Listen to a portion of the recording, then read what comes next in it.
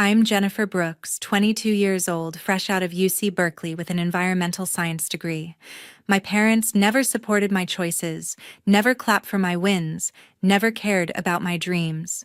Yet they threw this lavish family party in San Francisco, all glitz and glamour. Strange, right? Just last week they hissed that I was nothing but a leech, a dead weight dragging them down. Standing there watching the champagne bubbles rise in my glass, I caught my mom slipping something into my drink when she thought no one was looking. My heart pounded. Those weren't sugar cubes, they were sleeping pills meant to knock me out cold, maybe worse. At that family party, I saw her do it, her hands sneaky, her eyes darting. I stood up, forced a smile, my pulse racing, and made a split-second move that froze the room. One choice, one moment, and everything shifted. I knew if I didn't act fast, they'd get what they wanted: control over me, my future, everything I'd fought for. My hands trembled as I held that glass, their betrayal burning in my chest. I had to stay sharp, play it cool, or they'd spin this against me in a heartbeat. Before diving deeper into my story, I want to know what time you're listening and which city you're in. I'm thrilled to see how far this tale spreads. Share in the comments. To understand why my parents would go so far as to slip sleeping pills into my drink, you need to know about the Brooks family. We weren't the warm, fuzzy type you see in holiday commercials. My father, Robert Brooks, built Brooks Energy from a small research lab into a billion-dollar empire, branding it as a leader in renewable energy. But behind the green slogans, he was ruthless. Competitors vanished, funding dried up, permits stalled. Whispers in the industry called it sabotage, though he played the eco-warrior philanthropist in public. My mother, Susan Brooks, came from old San Francisco money, her family tied to real estate fortunes. She was obsessed with the Brooks image. Our Pacific Heights mansion graced lifestyle magazines, and her charity galas were the talk of the Bay Area elite. But at home, she was icy, always calculating, picking apart my every flaw. Then there was my sister Jessica Brooks, 3 years older, the golden child. Straight A student captain of the debate team, graduated from Columbia with honors, and joined the family company as a marketing star. Her trophies lined our hallways: tennis medals, academic plaques, even her high school art awards. My parents never missed her events, beaming at every speech or showcase. My experience completely different. I was a straight A student too, but my awards got a shrug. "That's just expected," my father would mutter, eyes glued to his tablet. When I won a regional science fair in sophomore year, my mother only remarked that my presentation slides looked sloppy. They showed up to my events only when skipping would have raised eyebrows. From childhood, they had my life mapped out. I'd study energy engineering, join Brooks Energy, and run their research division, while Jessica handled branding. My dreams didn't matter. In high school, I got hooked on environmental science, specifically how industrial runoff, like chemicals from energy labs, poisoned waterways like the San Francisco Bay. My father scoffed, calling it hippie nonsense. My mother said it was beneath the Brooks legacy. When I applied to UC Berkeley for environmental science, all hell broke loose. My father slammed his fist, threatening to cut me off financially. My mother wept about family duty, saying I was betraying our name. I argued I could make a difference without their blueprint, but after weeks of cold silence, I compromised, minoring in energy science and working summer internships at their company. College gave me some freedom, but the pressure never stopped. Every holiday I faced snide comments about my little phase and how I'd come around to their plan. They emailed job listings for Brooks Energy's research team, ignoring my applications to environmental nonprofits. When I landed an internship with a Bay Area group studying water pollution, they threatened to stop paying my tuition. I took out loans for my final year rather than cave. What they didn't know was that my maternal grandmother, Grandma Margaret, had left me a trust fund, $12 million accessible when I turned 23, or graduated, whichever came last. Grandma Margaret was my only real ally. A brilliant chemist, she'd been forced to play second fiddle to her husband's career. Before she passed, when I was 16, she made me promise to chase my own path. She'd seen how my parents controlled us, especially after they tried to push Jessica into an arranged engagement with a rival CEO's son for a business merger. Jessica dodged it, but it left scars. Grandma's trust was her way of giving me freedom set up with independent trustees, so my parents couldn't touch it. 3 months before my graduation, their lawyer Christopher Lane let slip about the trust during a board meeting. Jessica later told me our father's face went red with fury. That money meant I'd be independent beyond their grip. Worse, if I didn't graduate or didn't make it to 23, the trust would revert to them as next of kin. That's when their behavior shifted. The constant texts about job interviews stopped. Instead, they got oddly invested in my graduation plans. My mother called all syrupy, saying they wanted to throw a proper family party to celebrate our Jennifer. It was so unlike them. Lavish gestures weren't their style, not for me. The shift felt wrong, like a trap snapping shut. I started digging, finding Grandma's old journal among my things. Her final entry, written in shaky handwriting, warned about the Brooks family's toxic ambitions and urged me to break free before it's too late. My stomach knotted. She'd known something was off even back then. Now, standing in that party watching my mother tamper with my drink, I realized how far they'd go to keep me under their thumb and how much they feared what I might uncover about their company's secrets. College was supposed to be my escape, but my parents never let up. They kept pushing me to join Brooks Energy, flooding my inbox with job descriptions for their research division positions I had zero interest in. I'd send back polite rejections, saying I wanted to focus on environmental science, on cleaning up messes like the chemical runoff poisoning the San Francisco Bay. Their replies were sharp, laced with disappointment. "You're wasting your potential," my father snapped during one tense dinner. My mother just sighed, muttering about family legacy. When I landed a summer internship with a nonprofit tracking water pollution, they hit the roof. My father threatened to cut off my tuition, his voice cold as steel. "You'll learn the hard way, Jennifer," he said. My mother chimed in. "You're throwing away everything we've built for you." I stood my ground, taking out loans to cover my final year at UC Berkeley. I wasn't going to let them dictate my life. The tension wasn't new, but it got worse after they learned about Grandma Margaret's trust, $12 million that would give me freedom when I turned 23 or graduated. My sister Jessica pulled me aside one evening at our parents' Pacific Heights mansion. They found out about the trust 3 months ago. She whispered, her eyes uneasy. Christopher Lane mentioned it during a board meeting. Father was furious, said it'd ruin everything. I pressed her for details. She hesitated, then admitted she'd overheard our parents arguing about it later. If I didn't make it to graduation or died before the trust kicked in, the money would go to them. Jessica's voice shook as she added, "They've been acting strange ever since Jennifer. Be careful." Her warning stuck with me, especially because she'd never questioned our parents before. She was their star, but I could tell something was shifting. She was starting to see cracks in their perfect image. That's when their behavior changed. The constant emails about Brooks Energy jobs stopped. No more passive-aggressive jabs about my phase. Instead, my mother called out of the blue, her voice dripping with fake warmth. "We're throwing you a family party," she said, "to celebrate your graduation. It's only right for a Brooks." It didn't add up. They'd never cared about my milestones before. Why, now I dug through Grandma's journal again, her words haunting me. "The Brooks family will do anything to protect their empire." My gut told me this party was a setup, but I had no proof. Not yet. The morning of the party, a perfect May day in San Francisco, I stood in my apartment, nerves buzzing as I adjusted my dress. My phone pinged with a text from my mother, car service at 9:30. "Don't be late. I met my parents outside the Fairmont, San Francisco, where they'd booked the rooftop for the event." My father was glued to his phone, probably checking stock prices for Brooks Energy. My mother scanned me head to toe, her lips pursing. "Couldn't you have done something with your hair?" she said. "No trace of congratulations."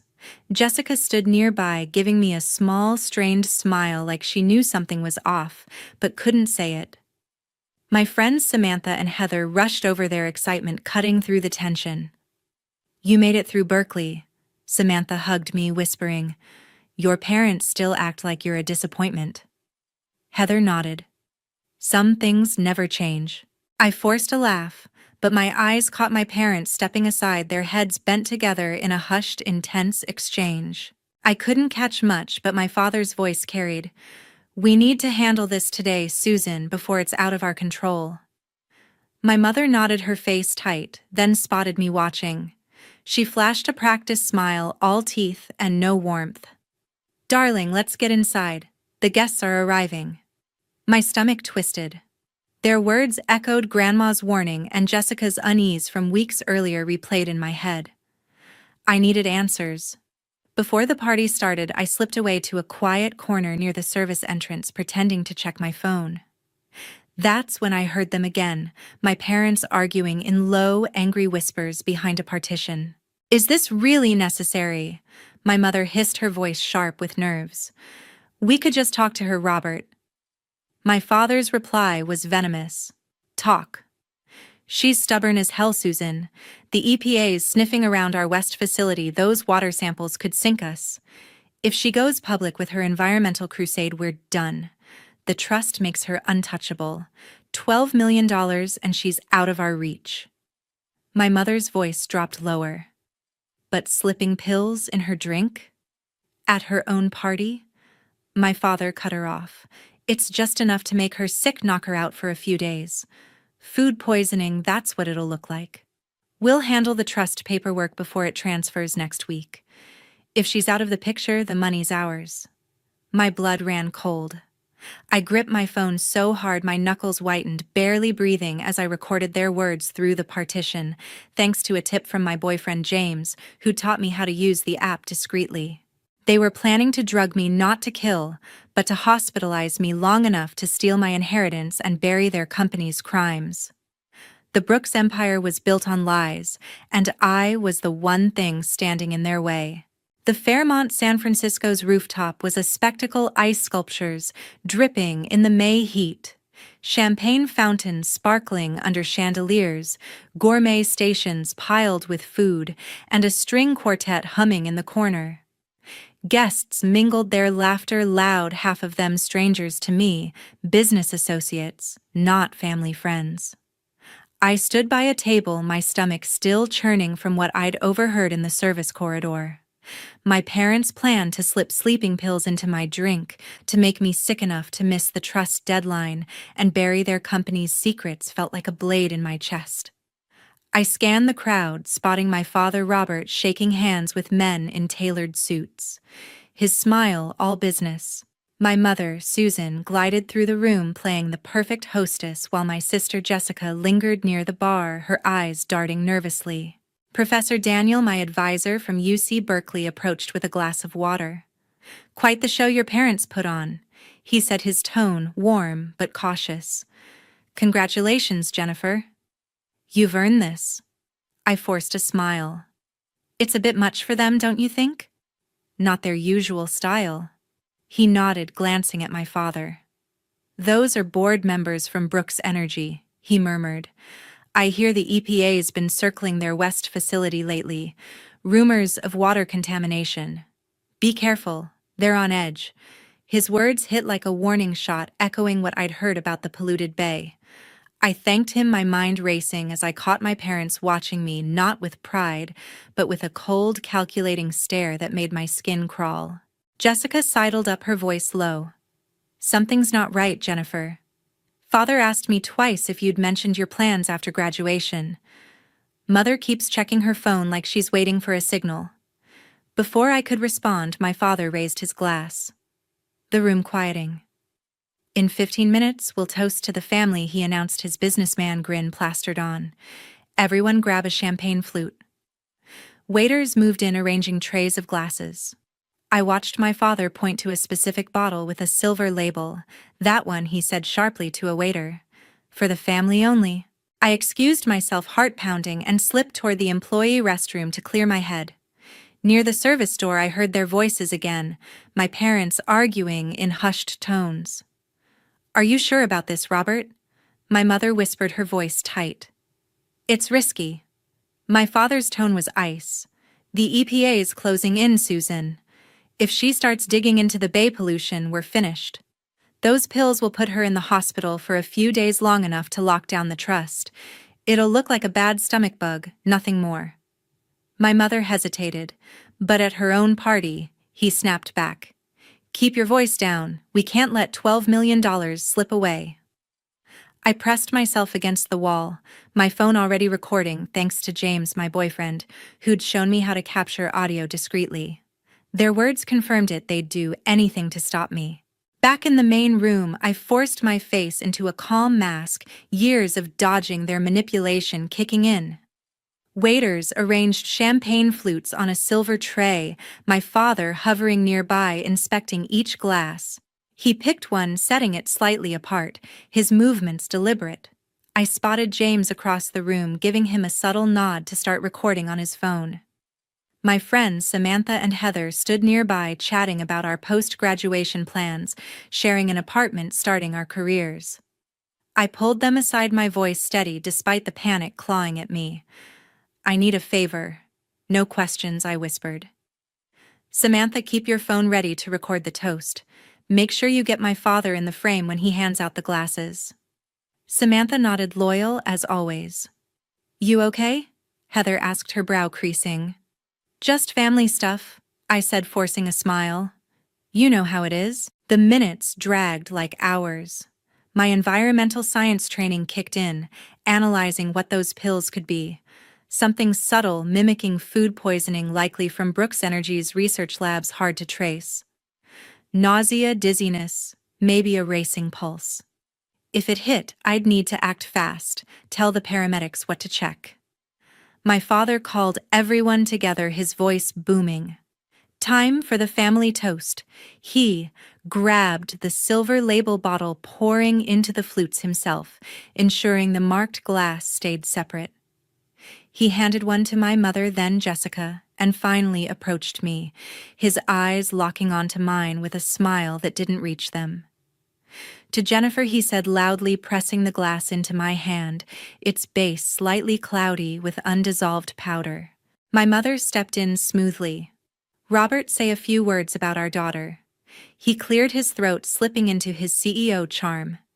"Jennifer's always been determined," he began, his words dripping with hidden disdain only I could hear. "She's chosen her own path, and today we celebrate her milestone." The guests clapped, oblivious. My mind spun. That glass in my hand was a ticking bomb. Samantha was recording, her phone angled discreetly. I needed evidence. Refusing the drink would just give them another chance later. I had to act now. "Before we toast," I said, stepping forward with a bright smile, "I want to honor my sister Jessica. She's been the family's shining star, and I wouldn't be here without her." I turned to her, raising my glass. "This champagne's too good not to share, sis. Take mine." Before anyone could react, I pressed my untouched flute into Jessica's hand smoothly, taking hers, all ready, sipped safe. My father's face froze, his eyes wide with suppressed panic. My mother's grip tightened on her glass, her smile cracking. Jessica looked confused, but smiled back, social habit taking over. "To family," I said, raising her safe glass, staring straight at my father. "To family," Jessica echoed, drinking deeply from the tainted flute.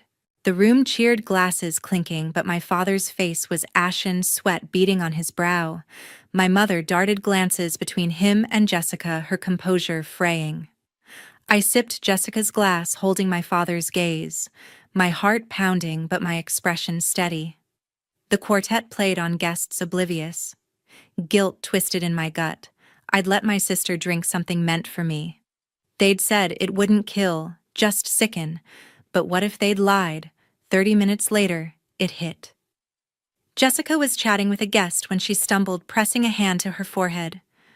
"I feel dizzy," she mumbled, her voice slurring. She swayed, collapsing into the guest's arms. "Help," he shouted. "Something's wrong."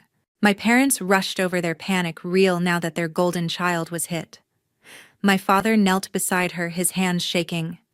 "Call an ambulance!" My mother screamed, her poise gone. Professor Daniel pushed through, checking her pulse. "Her heart's racing," he said, loosening her scarf. The room buzzed with chaos, guests whispering. My father's eyes snapped to mine, fury mixing with fear. I stared back, unflinching. "Stay with her," I told my parents, my voice firm. "I'll guide the paramedics." As I moved toward the exit, I called Samantha. "Meet me downstairs now," I said. "Bring the video. It's an emergency." The ambulance screeched through San Francisco streets, sirens blaring as I followed in a cab with James, my heart pounding with guilt and fear. Jessica was in there, fighting the effects of the sleeping pills meant for me.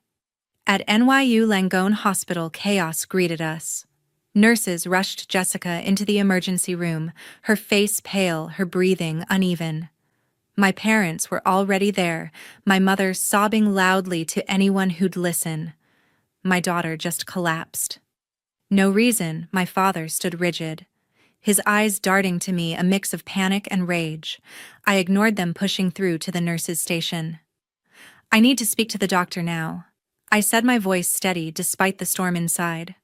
"I'm an environmental science graduate, and I think my sister ingested something dangerous in her champagne." The nurse raised an eyebrow but nodded, calling Dr. Thomas, the emergency physician. I turned to Samantha, who'd arrived with Heather clutching her phone. "Did you get the video?" I whispered. She nodded, eyes wide. "It's all there, your father handing you the glass, the switch, everything. I sent a copy to your email." I exhaled, relieved. That video was my lifeline. Dr. Thomas approached, his face serious. "Your sister's showing signs of anticholinergic effects. Dizziness, confusion, elevated heart rate," he said. "We're running toxicology screens. What makes you suspect foul play?" I took a deep breath. I believe my parents put a compound from Brooks Energy's labs in my drink, but Jessica drank it instead. Test for experimental sedatives, ones not on standard screens. His eyes narrowed, but he picked up the phone to alert the lab. My parents hovered nearby, my mother's sobs growing theatrical, my father gripping his phone like a weapon. I pulled James aside. "Send the video to the police when they get here," I said. "Tell them everything you saw." He squeezed my hand, his voice low. "I've got you, Jen." Minutes later, Detective Matthew arrived, a no-nonsense cop with sharp eyes.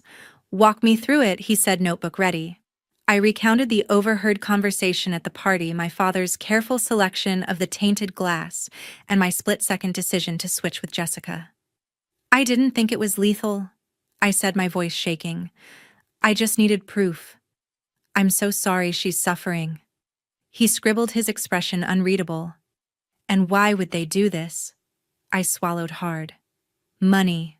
Control. My grandmother left me a trust, $12 million that activates next week. If I'm out of the picture, it goes to them. Plus, they're hiding something about their company pollution in the San Francisco Bay." Before he could respond, my mother stormed over, mascara streaking. "This is absurd," she cried.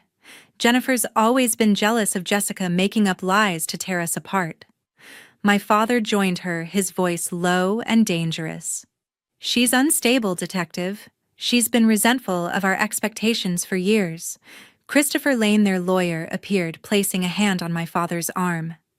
"My clients have no comment," he said smoothly. "Any questions go through me." Detective Matthew raised an eyebrow. "We have a video, Mr. Lane. It shows your client handing Jennifer a specific glass and her switching it with Jessica's." My father's jaw tightened, but he said nothing. An hour later, Dr. Thomas returned with a tablet. "Toxicology found a modified sedative, a research compound from Brooks Energy's labs," he said. "It's not commercially available, only someone with access to their facilities could get it. We're giving her physostigmine to counter it. She's stable, but it was close." Relief flooded me, but guilt lingered. Jessica could have been hurt worse. I asked to see her. In her hospital room, she lay connected to monitors, looking fragile but awake.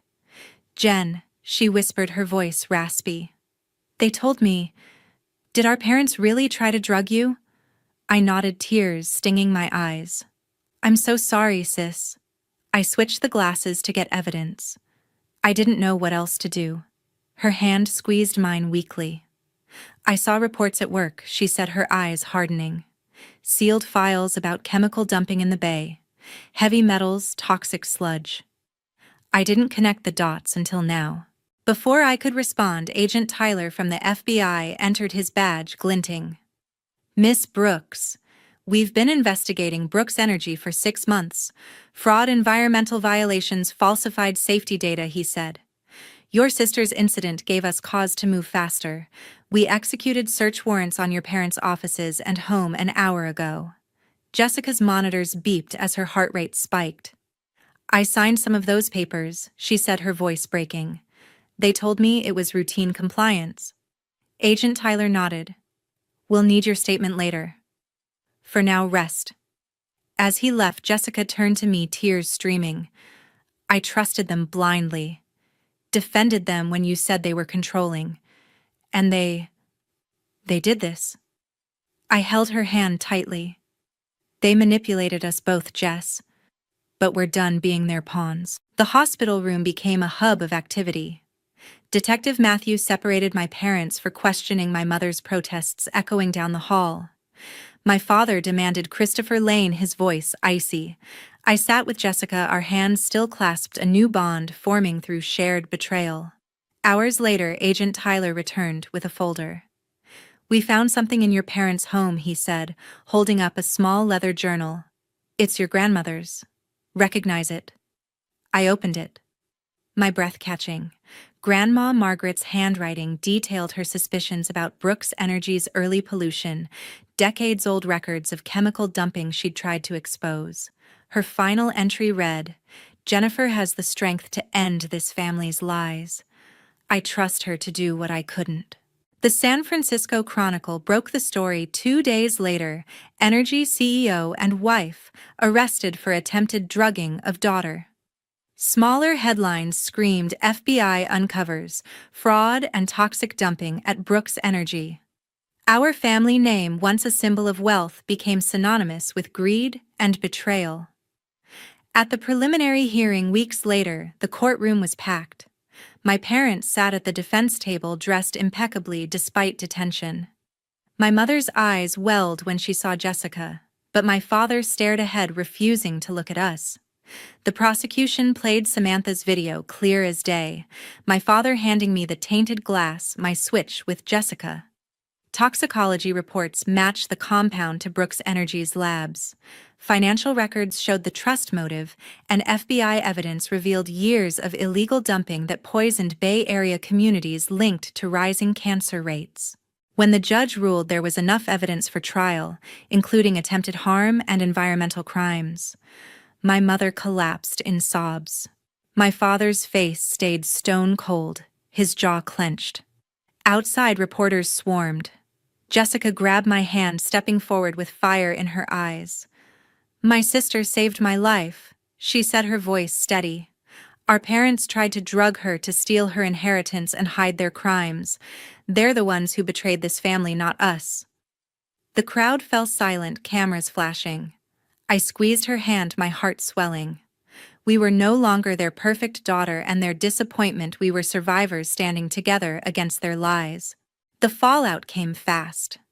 My parents took plea deals, 20 years for my father Robert on charges of attempted harm and environmental violations, 15 for my mother Susan after she agreed to testify about Brooks Energy's fraud.